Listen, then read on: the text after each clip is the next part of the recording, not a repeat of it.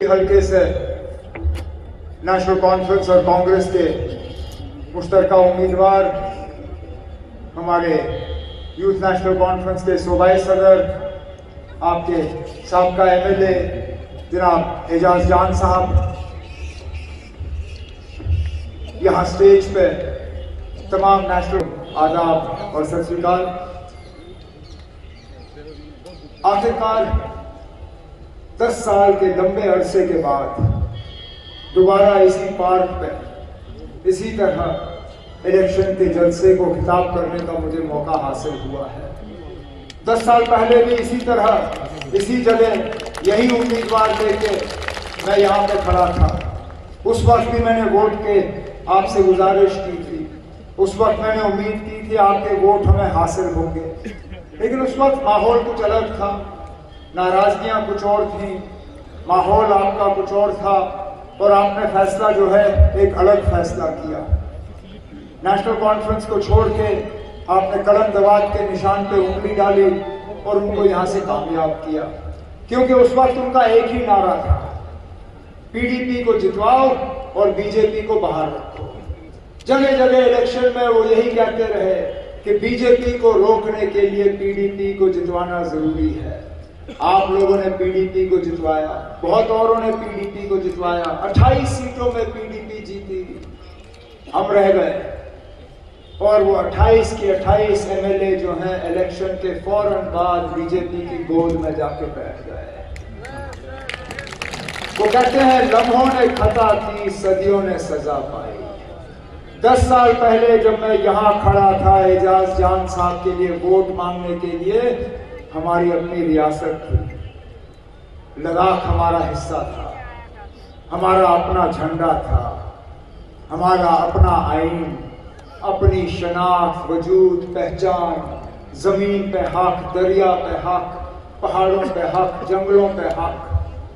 आज 10 साल के अरसे के बाद इनमें से कुछ भी हमारा नहीं रहा। न हमारी रियासत है, न लद्दाख हमारे साथ है, न हमारा झंडा है, न आईन है, न जमीन पे हक, न जंगल पे हक, न दरिया पे हक, न ये हवा पे। लेकिन इसके बरक्स वादे हमसे बहुत हुए। जब 370 को हटाने की बात आई तो जगह जगह बीजेपी और मरकज की हुकूमत ने पुंछ हवेली के लोगों को कहा ये 370 आपकी तरक्की में बहुत बड़ी रुकावट थी। इस 370 की बदौलत यहाँ बच्चे बेरोजगार रहे। कहा कि इस 370 की बदौलत यहाँ बच्चे स्कूल न जा सके। इस 370 की बदौलत यहाँ बंदूक आए। इस 370 की बदौलत यहाँ रोजगार नहीं आया। इस 370 की बदौलत पुंछ में फैक्ट्रियां नहीं खुली, पुंछ में टूरिज्म नहीं आया, पुंछ में बिजली का निजाम खराब रहा, पुंछ में सेहत और तालीम का निजाम रहा। बीजेपी ने कहा ये सब 370 की बदौलत, हम 370 हटाएंगे, सारा कुछ ठीक हो जाएगा। आज 370 हटाए हुए 5 साल हो गए। 5 साल के बाद आज मैं मजबूर होता हूं पूछने पे पुंछ हवेली के लोगों से, खुदारा मुझे बताइए ना, इन 5 सालों में आपको क्या मिला? क्या हमारे बच्चों को रोजगार मिला? क्या कहीं डीजी साहब आए मौके पे भर्ती करने के लिए? क्या सरकारी नौकरियां लगी? क्या यहाँ पे टाटा बिरला साहब ने आके फैक्ट्रियां खोली? क्या टूरिज्म का कोई असर हुआ? अरे नाब, हम तो पता नहीं कितने सालों से सिर्फ ये कहते आए कि मुगल रोड के टनल का हमें प्रोजेक्ट बना के दे दो, उस पे भी एक डबल पैसे का काम अभी तक शुरू नहीं हो पाया। यहाँ जो हमारे गुजर बकरवाल भाइयों को फॉरेस्ट राइट एक्ट के तहत जंगलों पे अपना हकूक मिलना चाहिए था, क्या वो हकूक उनको मिला? क्या बिजली का निजाम बेहतर हुआ? क्या हमारे तालीम या सेहत का निजाम बेहतर हुआ? कहीं पे भी ये बीजेपी वाले मुझे खड़े होकर कहे ना, हाँ इन 5 साल में हमने ये करके दिया लोगों के लिए, एक जगह भी नहीं, क्योंकि उनको हमारे लिए कोई हमदर्दी नहीं है, हमारे जज्बातों की कोई कदर नहीं है। मैं तो हैरान होता हूं ये लोग जो आज बीजेपी के लिए वोट मांग रहे हैं, चाहे यहां पे या सुरनकोट में, ये किस मुंह से यहां से लोगों से वोट हासिल करने की कोशिश कर रहे हैं? मां सिवाय लोगों को तकसीम करने के इनका एजेंडा और है क्या? मैं तो इनसे पूछता हूं, चाहे वो पुंछ का उम्मीदवार हो या सुरनकोट का उम्मीदवार हो बीजेपी का, खुदा ना मुझे बताइए ना, अब आपकी अपनी जमात में आपकी हैसियत क्या है?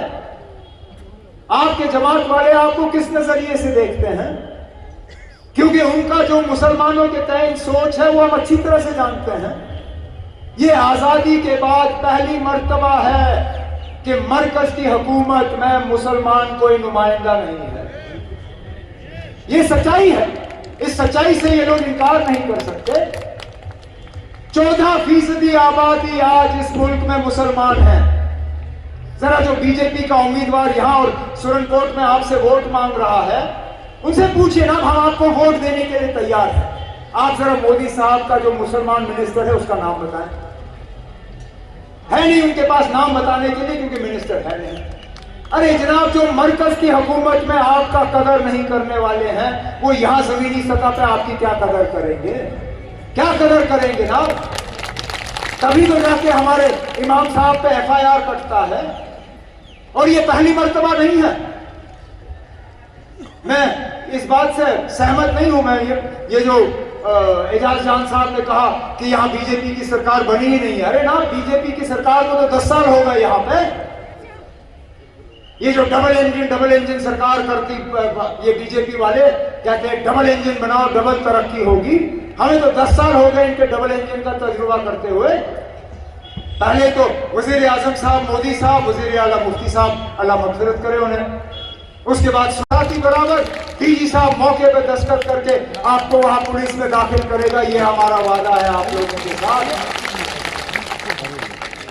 इसी तरह हमने मंशूर में बहुत और वादे किए हैं, जो मैं चाहता हूं कि अभी और 25 तारीख के दरमियान मेरे साथी जो हैं वो बातें आप तक पहुंचाएं।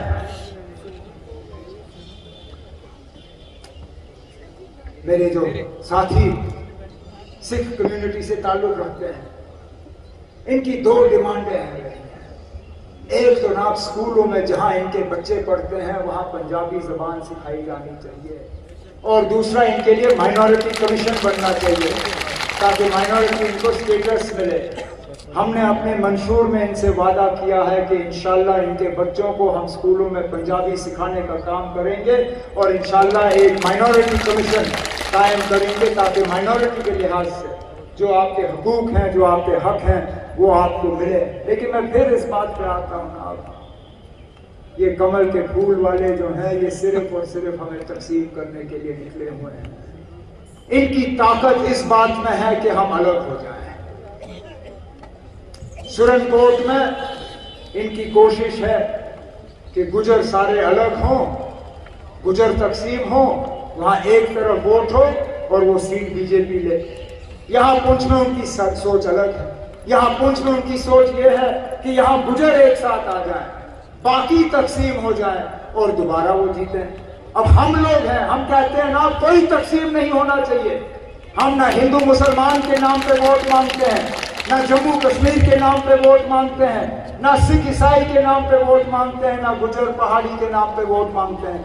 हम कहते हैं कि जम्मू कश्मीर मजबूत तब है जब हम एक साथ मिलकर काम करें, जब हम एक साथ इस हल को पकड़ के इसको आगे बढ़ाएं, और यही हमारी मुकम्मल कोशिश को आपने वोट का इस्तेमाल करना है। मैं सिर्फ आपसे यही गुजारिश करूंगा कि आप मेरी तमाम बातों पर गौर करें। अगर मेरी बातों में आपको जरा सा भी सच लगा, मेहरबानी करें, आप 25 तारीख को नेशनल कॉन्फ्रेंस और कांग्रेस के मुश्तरका उम्मीदवार जनाब एजाज जान साहब को इंशाल्लाह जरूर। मैं जानता हूं आप में से कई सारे ऐसे हमारे साथी हैं जो यहाँ पे मियां अल्ताफ साहब का दीदार करने के लिए यहाँ जमा हुए थे। बदकिस्मती से कसूर मेरा है, कल मैंने मियां साहब को कुछ ज्यादा ही घुमाया यहाँ रियासी, पुंछ, रजौरी इन इलाकों में। उनकी तबीयत आज थोड़ी नासाज हुई, लेकिन मैं इतना आपको यकीन जरूर दिलाता हूँ कि 25 तारीख को आप वोट एजाज को दें। इंशाल्लाह 8 अक्टूबर को ये यहाँ से कामयाब होकर जाएंगे इंशाल्लाह। साहब और मैं यहाँ आके आपका यहाँ से शुक्रिया करेंगे और इंशाल्लाह उस वक्त आपने साथ सुनी, उनकी बातें जो है आप सुन पाएंगे। लेकिन आज सिर्फ उस ये उम्मीद रखें कि हमारे तमाम मुतालबे, हमारे जो 10 साल हमारे साथ जो जुल्म हुआ, जो पकड़ धकड़ का दौर रहा, जो गिरफ्तारियां रही, जो हमें सताने का काम हुआ, मेरे साथियों ने कहा कि एडमिनिस्ट्रेशन हमारे खिलाफ काम कर रही है। करने दो ना, ये हमारी गाड़ियां भी ले जाएंगे, ये हमारे लोगों को भी तंग करेंगे, कोई बात नहीं। हमने खामोशी से इस चीज को बर्दाश्त करना है। 25 तारीख की सुबह तक, 25 तारीख के सुबह को हमने पोलिंग बूथ में जाना है, अल्लाह को याद करना है, भगवान को याद करना है, वाहिगुरु को याद करना है, हर का बटन ढूंढना है, उसको दबाना है और नेशनल कॉन्फ्रेंस कांग्रेस के उम्मीदवार जनाब एजाज जान साहब को यहाँ से कामयाब करके भेजना है, ताकि वो तमाम काम जो 2014 से पहले हमने शुरू किए थे, जो अभी तक मुकम्मल नहीं हो पाए, और जो आगे के काम हमने करने हैं, जो पुंछ की नुमाइंदगी हमने करने हैं, जो आपके मुतालबे और मुश्किलात हमने हल करने हैं, इंशाअल्लाह ये 5 साल आप हमें दे दीजिए, हम आपको शिकायत या शिकवा करने का जो है कोई मौका नहीं देंगे, यही मेरी उम्मीद है। मुफ्त मोदी साहब वजीर आजम, फिर जब 18 में उनकी हुकूमत गई, राजभवन के जरिए हमारे ऊपर हुकूमत किया उन्होंने, पहले सत्यपाल मलिक, फिर मुर्मू, आज हमारे मनोज सिन्हा साहब। किसी न किसी रूप में हमने 10 साल बीजेपी की यहाँ हुकूमत देखी है और उसका खमियाजा भी हम भुगत रहे हैं। इमाम साहब पे अगर यहाँ पर्चा लगा तो हजरत बल के इमाम साहब को याद करिए। मैं उस वक्त मौके पे हाजिर था जुमतुल विदा पे, जब एक शख्स खड़े हुए, अपनी मर्जी से उसने इस्लाम तस्लीम किया। 10 बार इमाम साहब ने उनसे पूछा कि क्या ये अपनी मर्जी से कर रहे हो? उसने कहा हाँ। क्या आप पे कोई दबाव है? कहा नहीं। कहा क्या आपको लालच दी है? कहा नहीं। क्या आपको कोई खतरा है? कहा नहीं। फिर पूछा क्या आप अपने मर्जी से आज इस्लाम कबूल कर रहे हो? कहा इमाम साहब मैं बिल्कुल अपनी मर्जी से इस्लाम कबूल कर रहा हूं। इमाम साहब ने उसको किलमा पढ़ाया और वो मुसलमान बने। जिस दिन ये हुआ दूसरे दिन इमाम साहब को वहां से हटाया, थाने में बुला के उसकी पूछताछ करवाई। ये है ना इनका दौर। और इन लोगों के लिए आज ये लोग वोट मांगने निकले हुए हैं। अरे मैं तो कहता हूं जो शख्स एजाज के खिलाफ यहां बीजेपी के लिए वोट मांग रहा है, उसकी सियासी सोच है क्या? वो कहां पे है? क्योंकि मां सिवाय अपनी खुदगर्जी के मैंने उसमें और कुछ नहीं देखा है। वो पहले हमारे साथ थे, रहे नेशनल कॉन्फ्रेंस में, जब हमारे साथ रहे, जब मैंडेट नहीं मिला हमें छोड़ के गए, फिर कांग्रेस में गए। कहा मैं अब कांग्रेस का लीडर हूं, मैं कांग्रेस की सियासत करूंगा, कांग्रेस का नारा चलाया। परसों जब कांग्रेस का मैंडेट नहीं मिला फिर उठ के निकल गए कांग्रेस से, बैठे बीजेपी में। जिस जमात की उसने सारे साल मुखालफत की, सिर्फ और सिर्फ मैंडेट के लिए वो जाके बीजेपी में बैठ गए। अरे ना, ऐसा शख्स जिसको खुद गर्जी के अलावा और कुछ नहीं आता, आपको क्या लगता है वो पुंछ का हमदर्द है? आपको क्या लगता है वो मंडी का हमदर्द है? आपको क्या लगता है वो हवेली का हमदर्द है? उसको सिर्फ और सिर्फ अपने घर की फिक्र है, अपने घर के अलावा उसको किसी दूसरे की फिक्र नहीं है। अगर उसको फिक्र होती वो मैंडेट के लालच में नेशनल कॉन्फ्रेंस से कांग्रेस, कांग्रेस से बीजेपी, खुदा न खास्ता कल को जब बीजेपी में हारेगा वो कहीं अपनी पार्टी, दपनी पार्टी, डिपनी पार्टी, किसी न किसी पार्टी में वो चला ही जाएगा ना, क्योंकि उसको आपके लिए कोई परवाह नहीं है। उसको आपके मसाइल हल करने ही नहीं, उसको आपकी नुमाइंदगी करनी नहीं है। वो आया है सिर्फ यहाँ वोटों को तकसीम करने के लिए, आपको कमजोर करने के लिए, आपकी आवाज को दबाने के लिए। यहां जैसे मैंने कहा मुतालबों की कमी नहीं है।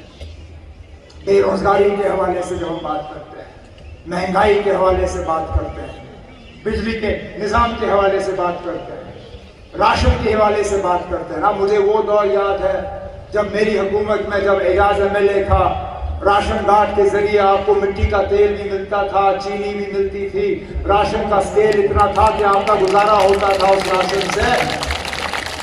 आज हाल ये है कि राशन कार्ड में ना आपको चीनी मिलती है, ना मिट्टी का तेल मिलता है, और 2.5 किलो राशन में ये कहते हैं आप लोग गुजारा कर लो ना। मैं इस बीजेपी के उम्मीदवार को पूछता हूं जो शायद महीने में 25-30 किलो राशन से कम खाता नहीं होगा, जरा अपना 2.5 किलो से अपना गुजारा करके दिखाएंगे। जिस दिन ये खुद 2.5 किलो पे गुजारा करेगा, उस दिन मैं कहूंगा ना आपके पुंछ की गरीब जो है वो भी 2.5 किलो राशन पे अपना गुजारा कर सकते हैं। लेकिन हम लोग अपने मंशूर में वादा बंद हैं कि हमारी हुकूमत आई, नेशनल कॉन्फ्रेंस कांग्रेस की अलायंस गवर्नमेंट, इंशाल्लाह दोबारा हम आपको मिट्टी का तेल और केरोसिन और चीनी जो है राशन कार्ड के जरिए फराहम करेंगे, राशन का स्केल बढ़ाएंगे।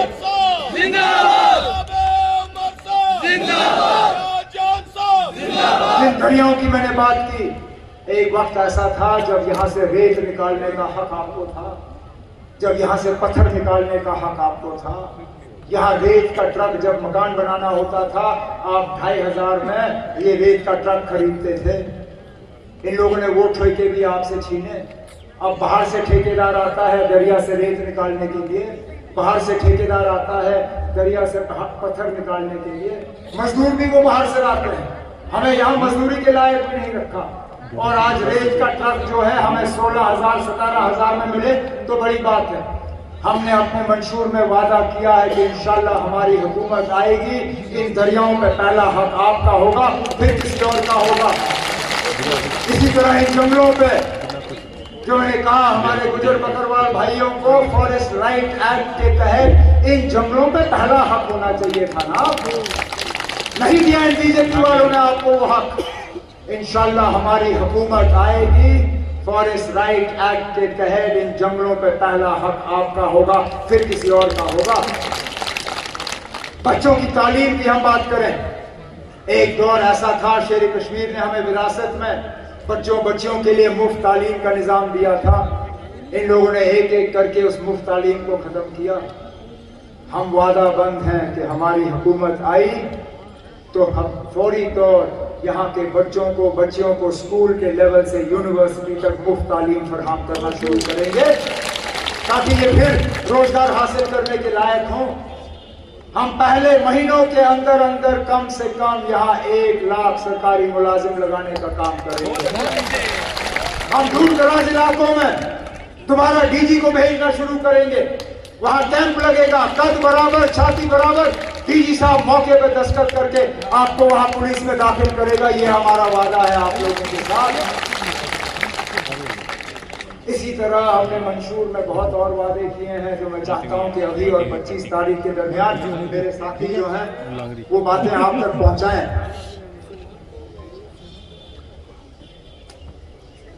मेरे जो साथी सिख कम्युनिटी से ताल्लुक रखते हैं, इनकी 2 डिमांडें हैं। एक तो ना स्कूलों में जहां इनके बच्चे पढ़ते हैं वहां पंजाबी जबान सिखाई जानी चाहिए, और दूसरा इनके लिए माइनॉरिटी कमीशन।